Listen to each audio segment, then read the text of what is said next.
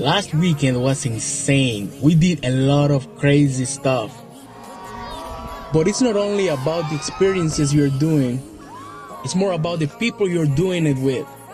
We got together with our everyday friends, some friends that we didn't see for years, and we made some amazing new friends. Whitewater rafting was amazing. Even though we got stuck for a minute, we stood up together and we went forward. So cheers for those moments that make us change our lives and make us realize that life is beautiful.